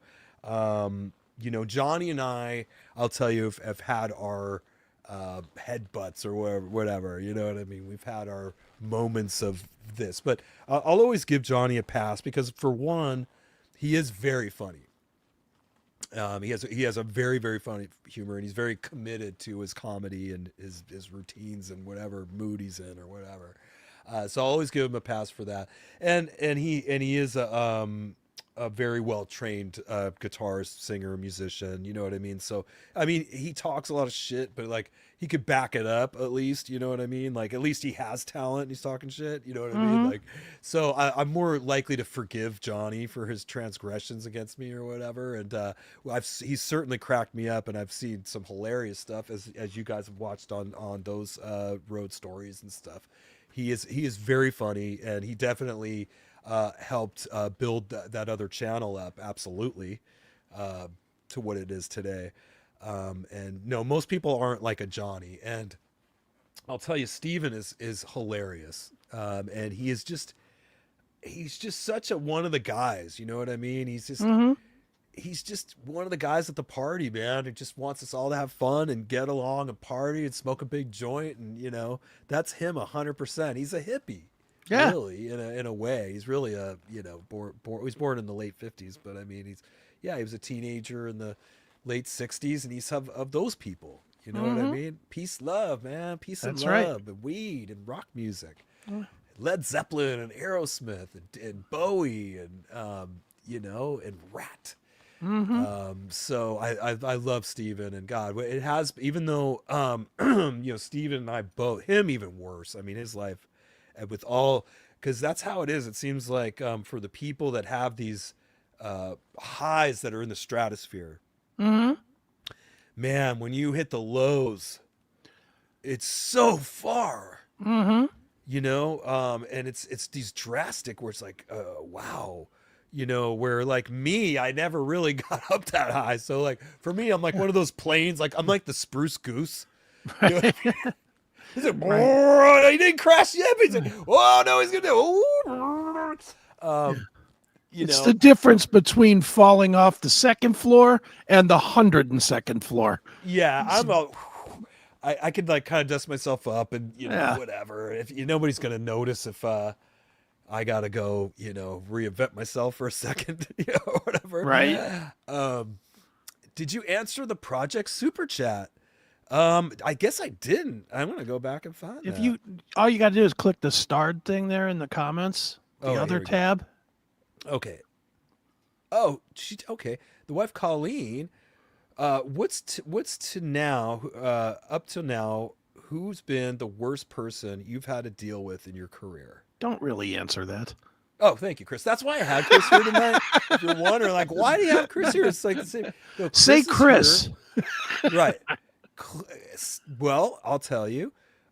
Satan over here. There you go. The hardest guy I've had to work with. There you go. Perfect. Stephen was a different person back then. I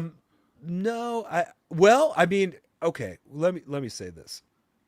When you hit those crazy levels of fame and everybody wants a piece of you and everyone wants an autograph and a picture, I mean, it gets a little nuts.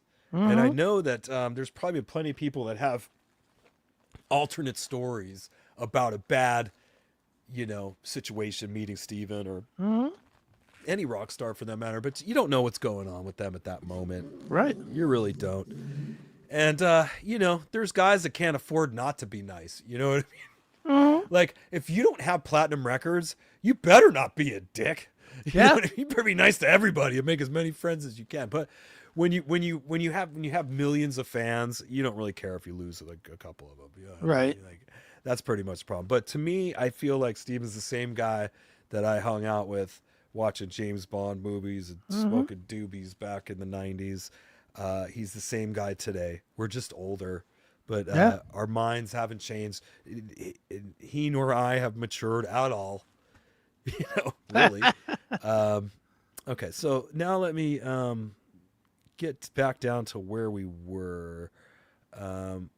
Okay, so Marsh had asked me about the projects question, which I answered. Now, Skylar B, speaking of Bret Michaels, what do you think of his guitarist and Bret Michaels band having a public spat with Ricky Rocket about Poison 2026 reunion? Well, if you go on the Chris Akin Presents, which is this gentleman doing my Hangout with me here. That's right. Me and Chris Akin have had a podcast for 3 years. Yep. And that you can find that on YouTube and Rumble. And just this Tuesday of this week, Pete came on the show and we picked his brain, right, Chris? Yes. Well, and just so you know, Pete is the guitarist of Bret Michaels' band. So that is, we were kind of directly involved in this thing in a way. I've seen. I can't believe it's still a thing. It's still going on. And people are sending me reaction videos. Yes. Which I wish we had the StreamYard thing going, because we were using like Chris's alternate mode where it makes you look like shit. This was like, I always look like I've been up partying for like 2 days on Chris's podcast. But where am I going with this? A lot of people watch this Yes. episode, thousands and thousands. I was just thinking we should have had that on StreamYard. Oh, Yeah, whatever. that's all good. Okay, so what do I think about it? I think that Pete is a super hardworking guy, and when he says that he'd take a bullet for CeCe DeVille or Ricky Rocket, he means it. He's a huge Poison fan, and but Brett is his boss, and he loves him, and he works so hard for Bret Michaels. And I mean, it's hard enough just to work as far as doing your job, playing guitar on stage. Right. If that was your only job, it's a lot of work, as you guys have seen from the tour diaries and my tour vlogs. It's a lot of work traveling in the airports and everything. That enough as it is enough, but he wears a lot of hats, Pete, in the Bret Michaels band. He's doing so much more than that, and he's emotionally invested. His heart's invested in it, and he can't help but defend Bret or do these things. I probably would do that occasionally over Steven if somebody would say something, and there was times, luckily it was before the internet really was becoming bigger, where I did chime in. I remember Ratt had a website for some time when this in the early 2000s. Ratt had a website, and I was going on there and being like, sure, and saying stuff, and it was ridiculous. That's just another example of me being naive and young and stupid. I shouldn't have been saying anything, you know what I mean? But I was so wrapped up in it, you know what I mean, that I felt conveyed, what's the word I'm looking for? Compelled. I was compelled to go and defend our band. Now you'll notice I never do that. You know what I mean? Like if somebody comes in and says something stupid, I block them. I don't even give them the pleasure. I just, you're just blocked, and I won't even remember you tomorrow. Okay, moving on. Oh yeah, so just to wrap that up, I think at the end Pete showed us the text.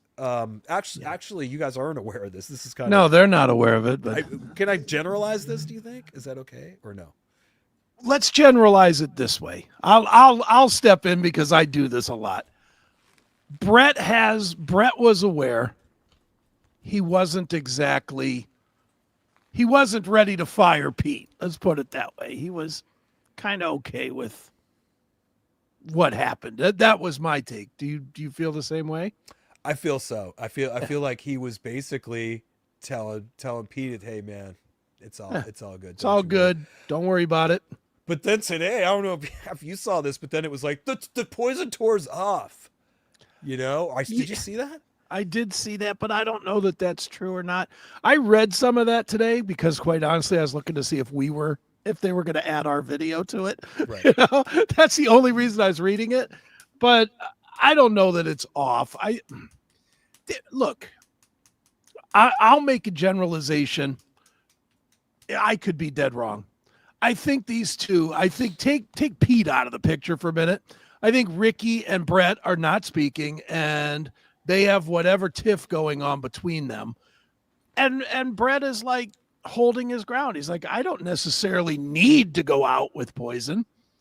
You guys are going to act like dicks, then I'm not going to play. I'm not going to play ball. What a position to be in, though, right? Life's good when you have FU money, or you don't have to do anything you don't want to do. Like, there's times Steven's said to me, honestly, he's like, look, sometimes you got to work with people you don't like.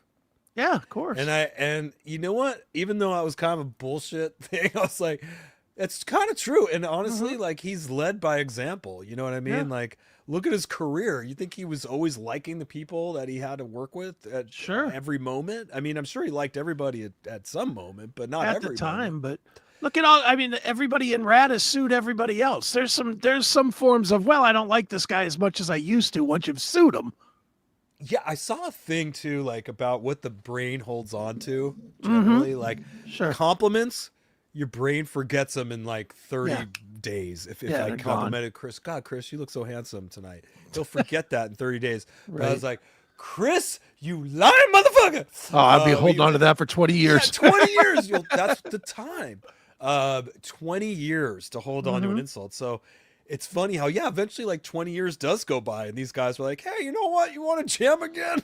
Like, I guess they must just forget. Oh, and Brett right now is holding all the cards. He's like, oh, you want to make this difficult? Well, guess what? The party gras is going to do Look What the Cat Dragged In its entirety. Fuck you. You know, I mean, he can really, and Brett has the power. It's kind of like Stephen has that same power really in Ratt with his thing. He's like, oh, you don't want Ratt to get back together? Okay, well, we're going to spend a year doing Out of the Cellar. Right. Goodbye. Okay, got another fuck yeah from Spicoli. And Spicoli, I had a mini truck and a Porsche 914 growing up in SD, bro. That's pretty sweet. Like the 914 was like the entry level like Porsche, right? We're like, hey, it's a Porsche, baby, get in. Yeah, and then you graduated to the 944. Yeah. Yeah, my dad, he didn't buy his new, but he did get a 944. Beautiful car, man. That's Germans make good damn cars back My then. brother, this is a fun story. My brother worked at Domino's Pizza. It was his only job back when he was 18, 19 years old. And he drove just a beat up piece of garbage Ford Escort for the pizza job. But he saved all of his money, and he was ridiculous. But he was the guy. I don't know if you've ever worked pizza. Have you ever worked pizza? No, but I've eaten my share. Well, yeah, me too, obviously. But when you work in pizza, the goal is to take as many pizzas as you can to make the most tips. Sure. That is so you don't want to go with 2 pizzas. You want to go with 8 pizzas at 7 houses. Because then you can come back with $50 on one run. That's kind of the mentality. Totally. My brother was sick like that. Constant. Work day and night. Take every run he could possibly take. My brother, by the time he was 20, had a Porsche 944. Saved all his money, lived with my mom, bought a Porsche. And it was the weirdest damn thing you ever saw because every once in a while when the Escort would break down because it was a piece of garbage, he'd be delivering pizzas in a Porsche. Right. That's like recently there's people that, I told you there was a while there I had to do ride share to get by. Sure. And there'd be people doing picking up people in their Teslas. Yeah. Doing Uber X in their Tesla. Crazy shit. Skylar, do you think that a member of the solo band should get involved in a band's original member's business? Question. Yes, just kind of different phrase differently. It's better if you don't. And I had, I guess when we were talking to Pete, I had said to him, look, I have a ton of opinions about everything. Sure. Having to do with Ratt, the solo band. I have so many opinions. I could talk to any of you for weeks on end about it, but I had made a decision to myself that I'm going to just be positive. I'm going to be not supportive, like, hey guys, can I get on? I'm going to come to the show to watch you, but best of luck to you guys. I'm going to move on and do some other things. Call me if you want to rock again. You know what I mean? And I'm not going to get involved in internet banter. Well, and look, if this last week proves anything, it proves that that's a very smart decision. Well, it's who told me that. This is kind of a funny little story, but yesterday I was driving around and I noticed I was getting gas and I saw that I got a message or a text. I got a text on my phone, and I saw it was from Stevie Rachelle. Okay, sure. Metal, Sludge, and Tough, and I go, oh man, and when you're like you're in your car, right? You're like driving, you got your sunglasses on. And for me, like when it's the daytime and I'm like trying to look at the phone, like somebody's texting me, I can't see it. Like I'm getting older and I'm like, and so I go, Stevie Rachelle's texting me. So I do one of those where you're like, you go to like whip the glasses off. Sure. Right. So I go, and I just like, I rip the glasses off, but this thing's still in my head or whatever. Like that. So it was like, what the? And I still had the thing sticking out. So because Stevie texted me, I got all serious and it just like broke my sunglasses. But anyways, I digress. He says to me, 100%, that's the right thing to say. He loves to do that whenever I cower down to Ratt or just go, I owe him everything. Yes, you do. And it's good you said that. Yeah. You always use I don't know if you saw, he posted something about this whole Bret Michaels thing or something. And somebody posted, a couple months ago, there was a story about the 3 Poison guys actually reached out to Stevie to finish out some dates or something. Right. As Poison. And somebody posted, we need to get that lineup with CC, Ricky, and Bobby and Stevie out there. That'll outdraw the Bret Michaels band. And I just went right behind it and I wrote 3 words. I wrote, no, it won't. And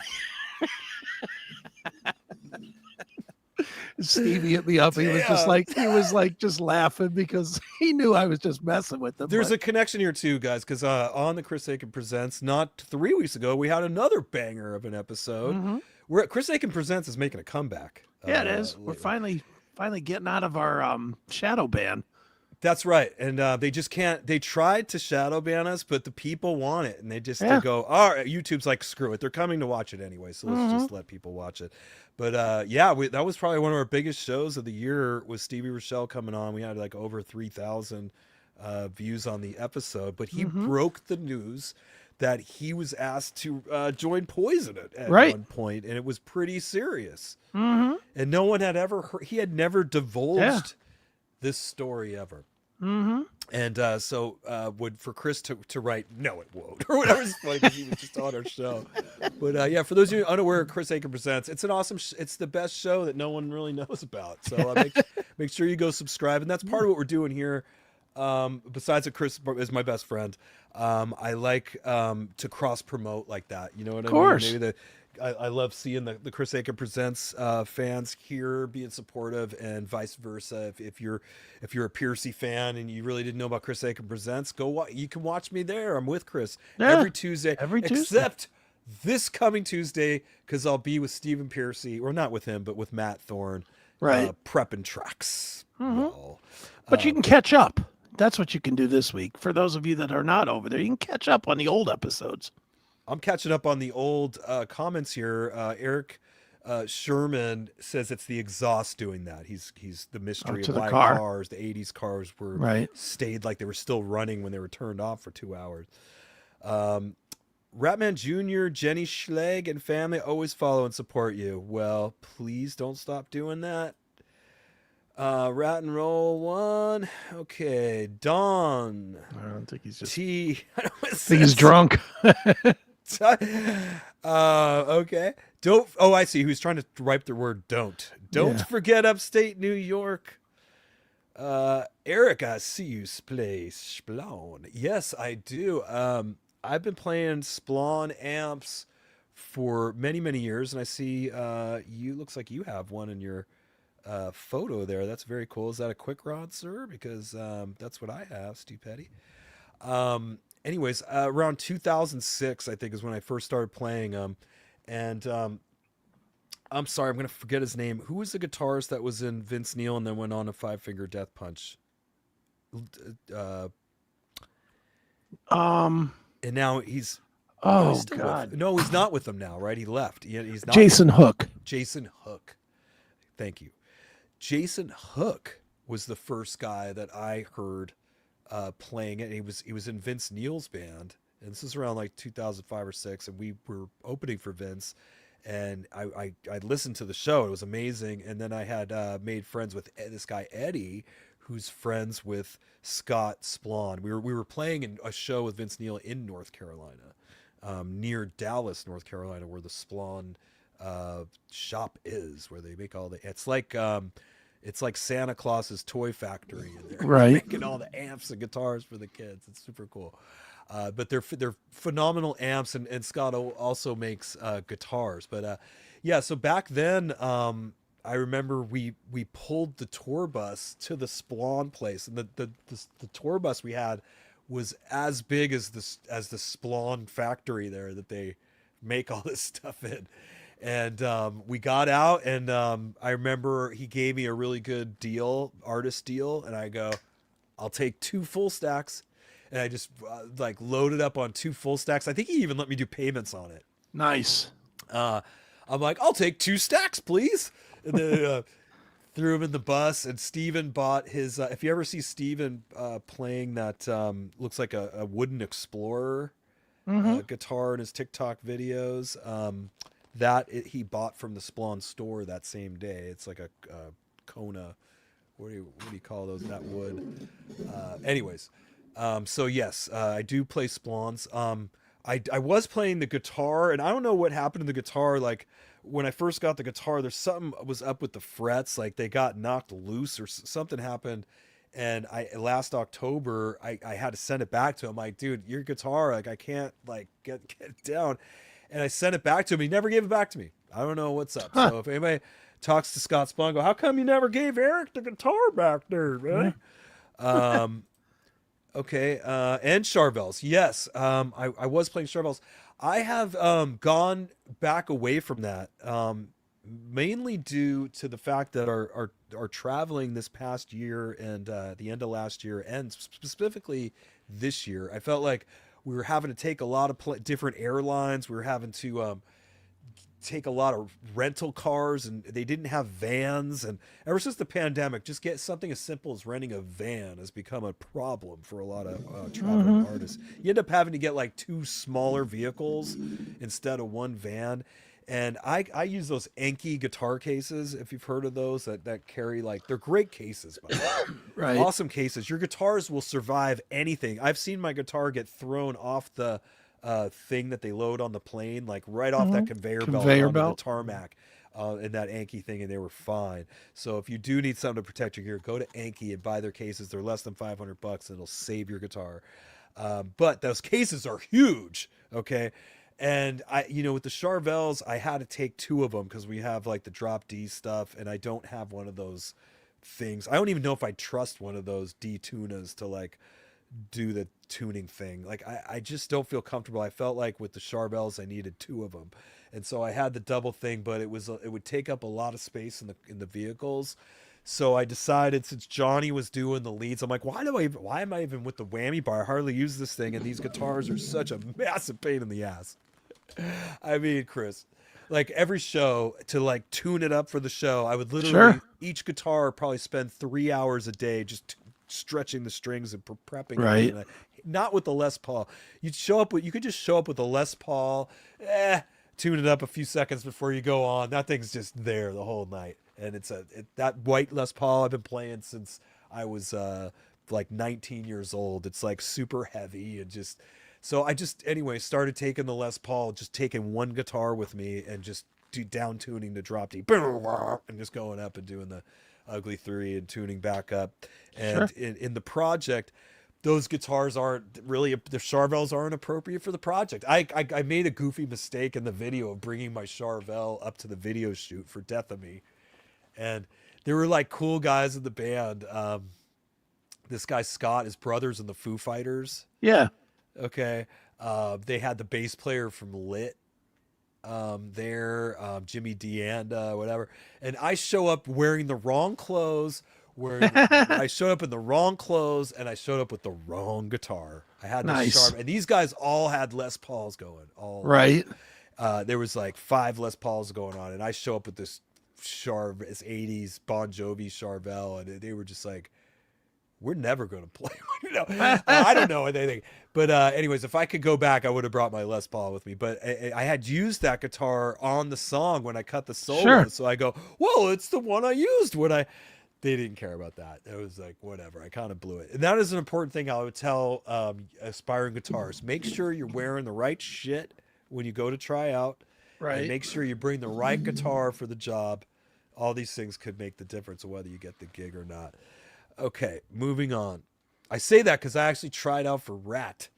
At one point, I got the call to go up, and I always am so stupid and naive, as I mentioned earlier. And I sometimes try to think things through, and what I end up landing on when I'm high as shit is always the wrong approach. It seems like, but I go, let me make these guys think that I don't really think this is a big deal. Like when I was going up to try out, this is like 2009 or something.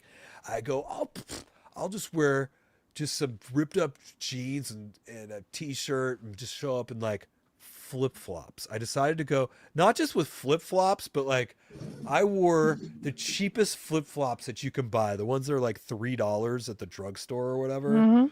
I show up to play with Warren DeMartini, Bobby Blotzer, Robbie Crane, I show up wearing these stupid flip flops, just thinking I'm so chill. They're gonna appreciate how chill I am. Look how chill. Look at his flip flops. He's clearly a chill guy, right? And I fucking showed up with all my splon shit. I wanted to hear the splon shit. Another stupid move. They had a full backline thing at this rehearsal, so I was Sure. just still just young and goofy when I went up to that, as I remember it. And I remember Bobby Blotzer. He's like, he's looking at me, and at this time, I don't know, in 2009, I don't know how old I was. I was probably in my 30s, but I looked young still. And he's like, so, would you like live at home or something? He was like, he said to me, I'm like, dude, no, I have an apartment, whatever. But that day, I did have a good jam with those guys. I will say, I think they were surprised how good it sounded. And everybody that tried out before me, I was there. It was like not a cattle call. It was by appointment, but whatever. But I listened to probably like 5 guys, and every one of the guys that tried out only played one song or a half a song, and they were like, "Okay, thank you, bye." Like I actually played with those guys for a couple of hours. I think. It was Okay. like, so we played for a long time.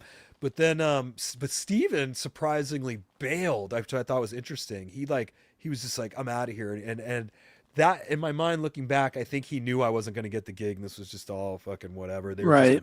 They were just appeasing him because I was his choice, and but they outvoted him, right? So Right. they were just appeasing him by having me come up in retrospect.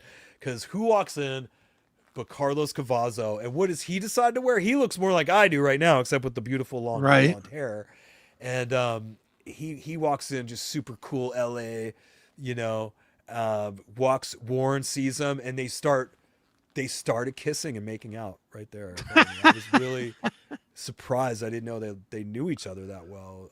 No, they didn't make out, but they did hug for a really long time. Like these are like, it was like, oh, Right. oh, yeah. These are guys that like have clearly known each other a long time, and right at that moment when I saw that embrace between Warren and Carlos, I go, Sure. I'm going to go home and drive all my Splon gear in my beat up Ford Ranger pickup truck, and I'm going to drive back down 2.5 hours to San Diego and just go cry myself to sleep because I'm not. And that was it. But okay, so moving on. Gibson modern guitar, definitely not the vaccine. Oh, okay, he just is spelling modern wrong, Chris. That's all. Okay. He's spelling. Sense. If you look here, he spelled modern as Moderna, but he meant I get it. So we got that mystery solved. Hail and kill, Freedom Fighter says. There you go. Hail and kill to you too.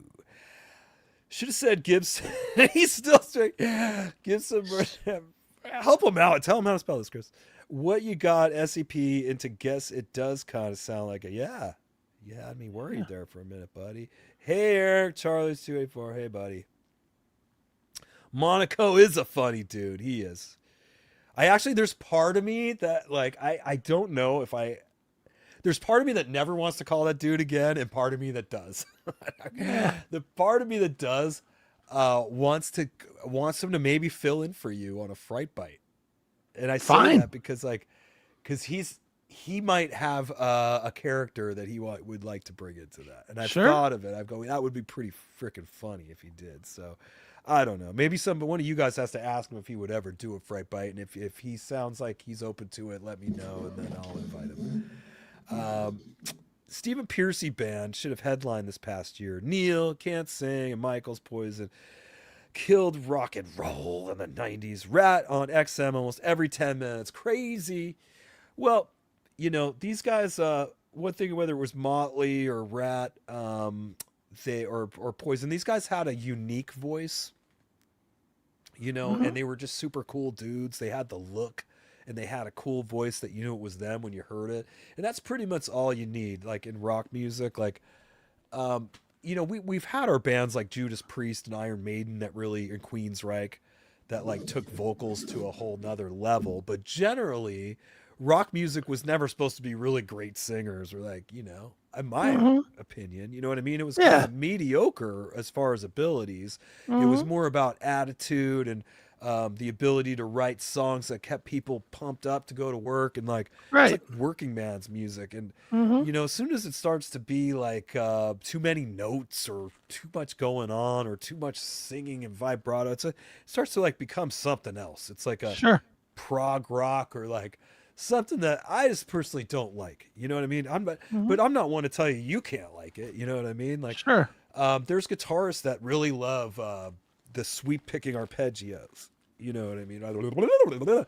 Just like the sound of that has always Mm-hmm. irritated me for some reason. It's just like very monotonous, and there's nothing. It's just too much for me. My ears. I never Right. liked it, and it's not that I couldn't do it if I wanted to learn how to do it, but my hands don't want to learn how to do it. My hands are like, dude, that sucks. My Right. hands are like, dude, there's never been a hit song in the history of ever that has that. Right. These hands, they want money, and you're not going to get Right. this with sweep picking With- arpeggios. So I That's just right. never bothered with it. Okay. Moving on. Great show. Thanks, guys. Skylar, well, thank you. For a first show to be great, that is a great compliment. Rat and Roll. Hair Nation, number 39. Rat every 30 minutes. Rat and Roll, thank God. Stony Jackson, what's up? Are you going to film some behind the scenes in the studio? Oh, yes.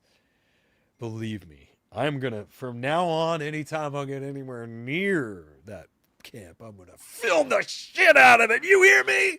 There you go. Any camp. Yeah. And I am also, I've been behind the scenes. I'll let this secret. I'm working on some documentaries for this channel. For those of you that are subscribed, you're going to be happy because I'm doing the making of Smash right now. And I'm also going to do a making of View to a Thrill. And I don't know if I'm going to do a whole making of this number 6 record, but at least whatever I had to do with it, I'm going to show that. Okay. Del Wilson, great live. Eric, big fan of y'all. Peace. Don, whoo, a different Don. Don, also an SD. Cool. Well, what's up, homie? What do we got here? Also, Don, also an SD. Satan rules! Well, Satan does rule this realm, it seems. I'm entertained, son. Enjoy watching both you and Jason. Well, I always told him that. I'm like, hey, man, the internet's a big place. Why don't you mellow out? You know what I mean? There's room for all of us. Sid Crazy, straight driving arena rock with killer solos. Yep. There you go. Well, cool, man. Looks like I'm pretty caught up here, and There you go. I would say, wow, this has been a pretty amazing first hangout. Yeah, it worked out well. I mean, geez, I only got to like arcade in the story. You know what I mean? Well, you got to hold on to some of it, man. You got a long time to go. I know. We're not going to do a metal guru. We're not going 4 hours on the first day. But no, that was nice of him. The guru threw an invite to me on the Chris Akin Presents the other day to come on his show. So yeah, dude, hit me up and I'll come on there. BTS action is always phenomenal. And hey, here from Jason's channel, Tyrone Extraordinaire. All right. Well, I'm glad you continue. You watch all the channels you like, sir. I would never tell anybody not to watch something they like or listen to something, or you go learn some sweep picking arpeggios while you're at it. Much love, Eric. Keep doing what you are doing. Love ya. See you in 2026. Well, thank you. I had so much fun tonight, you guys. And thank you for the super chats. That is unbelievable. That I think we covered what I spent on StreamYard to get this going tonight. Perfect.